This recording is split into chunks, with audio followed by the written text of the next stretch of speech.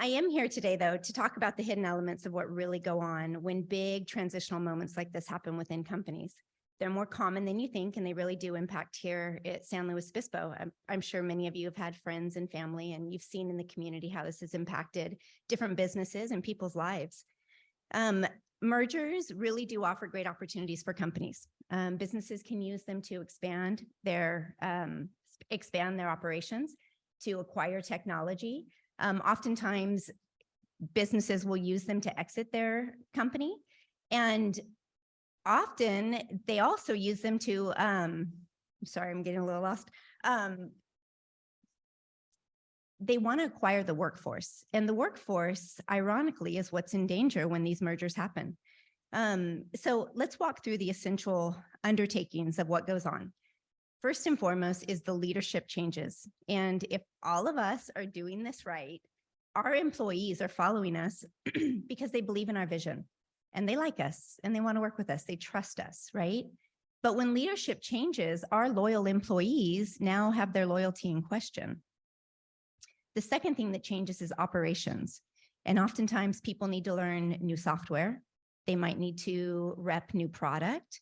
They're working with new people. And even though the tactical changes in business might seem easy, they also elicit a lot of emotion. And what happens for the employees is they start to question their competence. And as soon as that confidence goes down, you know that impacts the way that they show up at work. And then the third thing that's taking place that we aren't really seeing is this word called psychological safety. And that is when individuals consider, am I safe? Right? So now they're working in their companies and they don't know what's happening tomorrow. They don't know if they're going to lose their job. They don't know what's going to happen to their salaries and their benefits. They don't know what's going to happen to their coworkers. They don't even know if they're still going to come in and report to the same manager. And remember that we have 4 different personality types out there. You can think of Myers-Briggs or DISC or predictive index, but you have your first type, and they're the ones that just say, tell me what to do and let me go. I'll handle this. And then you have your second type, which is they love opportunity and they see everything as variety and exciting and fun. But there's 2 other types, and those types are ones that take information very seriously. They internalize a lot, and they're taking the change and they're wondering, what is really going to happen to me? I've been here for so many years. Am I going to still have my job? How does this affect my family? What does this do to my future? And that's really challenging for people, and that's where the morale really drops out.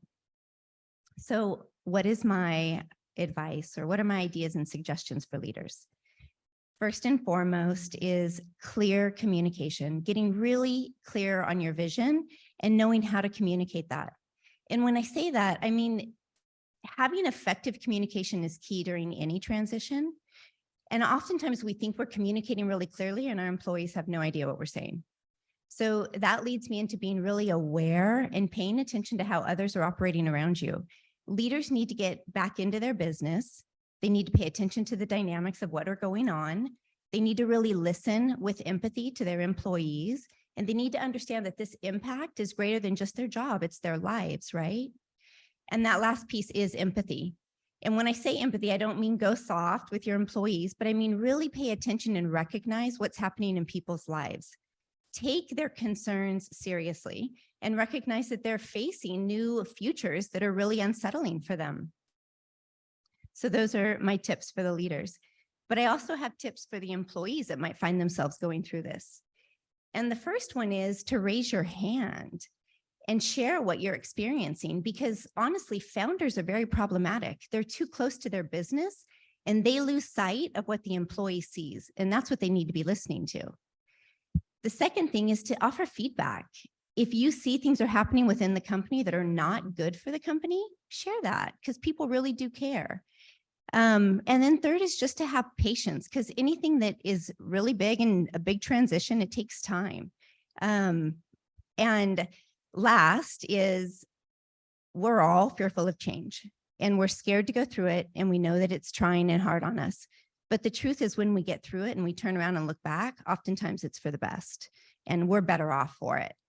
So if we go through that, I wish you the best of luck, but just know that thank you.